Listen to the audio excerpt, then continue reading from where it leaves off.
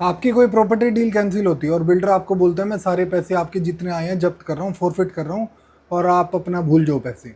तो ये जान लो कोई भी बिल्डर आपसे ऐसा नहीं कर सकता। आप अपने पैसे वापसी ले सकते हो। आइए मैं आपको बताता हूँ कैसे। और ये मैं नहीं बोल रहा, ये सुप्रीम कोर्ट ने बोला है और ये बहुत इंपॉर्टेंट जजमेंट है, तो आप इसको जरूर सुन के जाना, इस वीडियो को देख के जाना।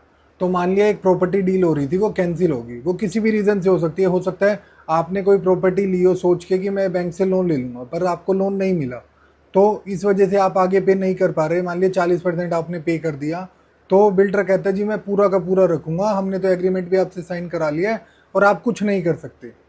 तो वो बिल्कुल गलत कह रहा है आपको, क्योंकि आप लीगली अवेयर नहीं हो।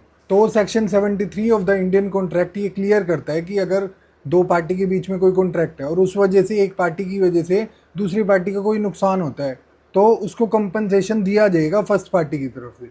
ठीक है जी, दिया जाएगा। बट अब इसका बिल्डर्स कैसे मिस यूज़ कर रहे हैं, वो सोच रहे हैं कि इनएडिक्वेट, मतलब जितना मर्जी कंपनसेशन ले लो, मतलब पागल बनाओ एक तरह से होम बायर को।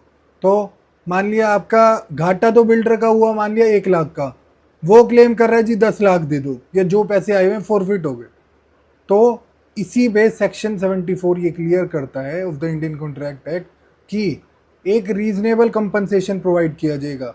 और इसी को देखते हुए सुप्रीम कोर्ट की एक लैंडमार्क जजमेंट है फतेहचंद वर्सेस किशन दास, जो लैंडमार्क जजमेंट ये बताती है कि कोई भी बिल्डर ये नहीं कर सकता, या कोई भी पार्टी किसी भी कॉन्ट्रैक्ट में ये नहीं कर सकती कि कंपनसेशन अनलिमिटेड रख दे। यानी कि एक स्पेसिफिक जितना आपको घाटा हुआ है, जितना आपको डैमेज हुआ है, उतना ही आप क्लेम कर सकते हो। ये नहीं है कि दूसरी पार्टी को दबा के आप सिर्फ एग्रीमेंट में लिखने से ऐसे कुछ भी वैलिड नहीं माना जाता।